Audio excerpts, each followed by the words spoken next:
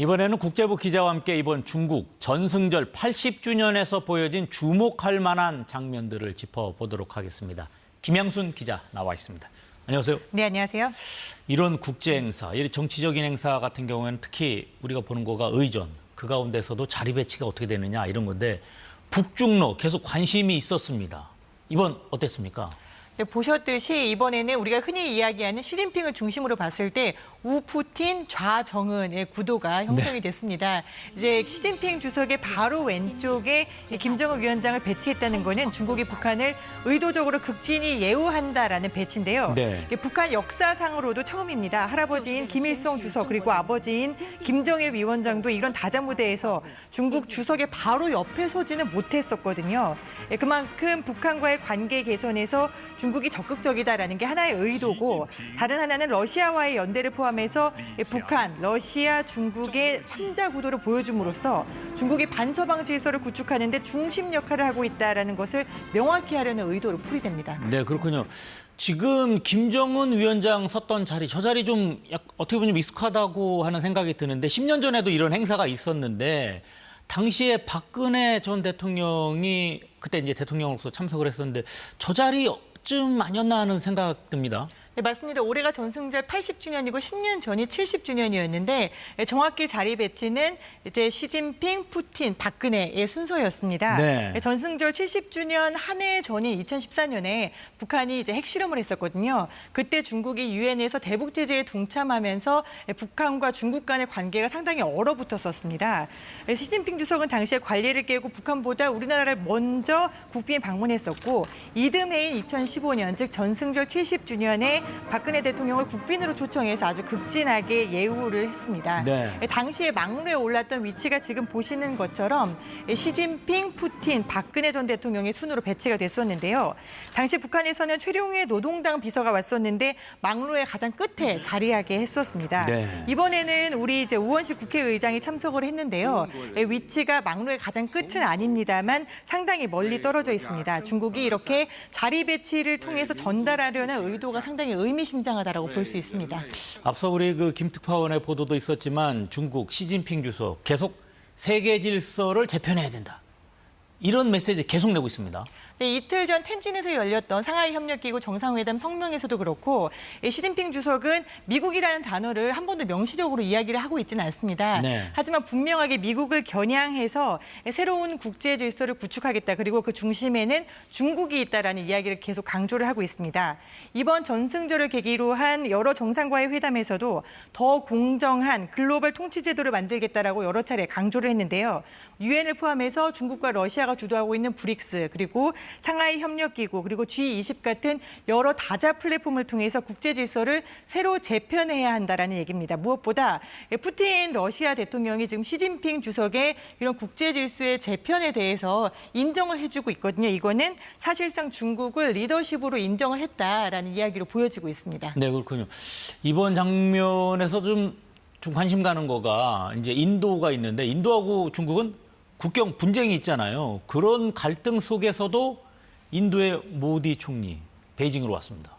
사실 인도와 중국이 국경 간의 갈등도 많았고 사람도 죽고 이래서 앙숙이다라고 여겨져 왔었거든요. 네. 근데 모디 인도 총리가 이번에 중국에 가서 시진핑 주석도 만나고 또 푸틴 대통령하고도 악수를 하고 이런 장면들은 미국으로서는 상당히 뼈아픈 장면입니다. 왜냐하면은 트럼프 일기 때 트럼프 대통령 모디 총리와 아주 친하다라고 친분을 과시를 했었고, 또 바이든 전 대통령은 모디 총리를 국빈으로 초청하면서 인도에 아주 각별하게 공을 들여왔습니다. 또 인도가 중국과 국경 분쟁으로 지속적으로 갈등을 빚으면서 이 미국이 주도하는 인도태평양의 안보협의체죠.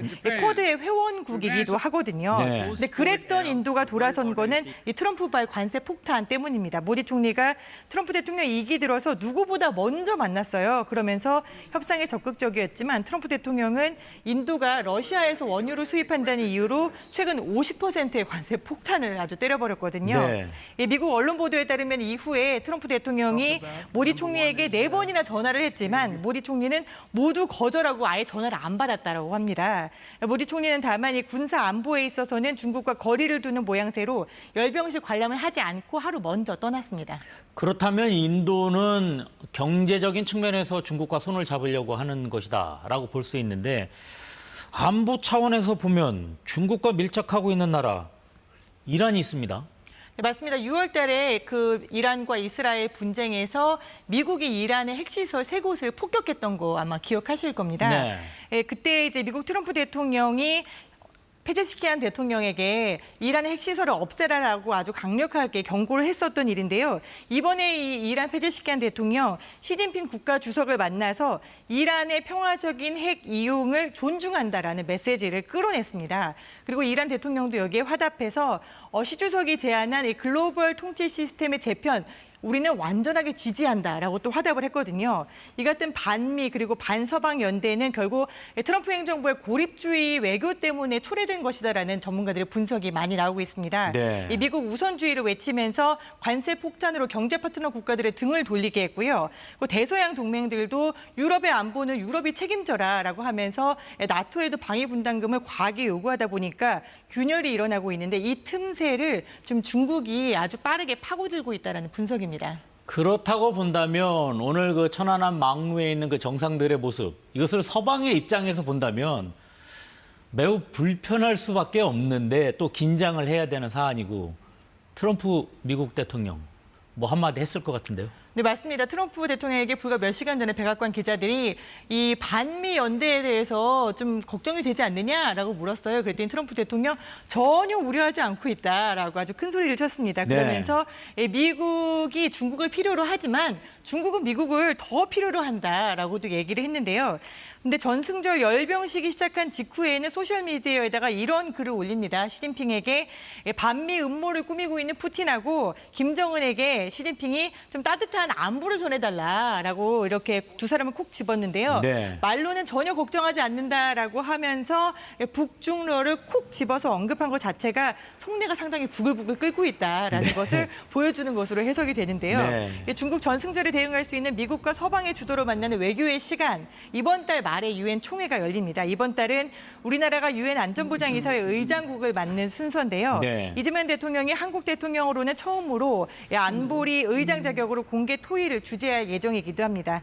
유엔 총회는 130여 개국들이 모이는 명실상부한 다자 외교의 장인 만큼 미국이 또 우리가 이 장을 어떻게 잘 활용할지가 관건인데요. 네. 북중러의 연대 과시에 맞서서 한미일 정상회담도 거론되고 있고 또 트럼프 대통령도 뭐 등을 돌린 것으로 보이지만 또 완전히 돌리지는 않은 또 모디 총리의 마음을 돌릴 수 있을지도 주목되고 있습니다. 네, 알겠습니다. 오늘 여기까지 듣도록 하겠습니다. 지금까지 김양순 기자와 함께했습니다. 고맙습니다.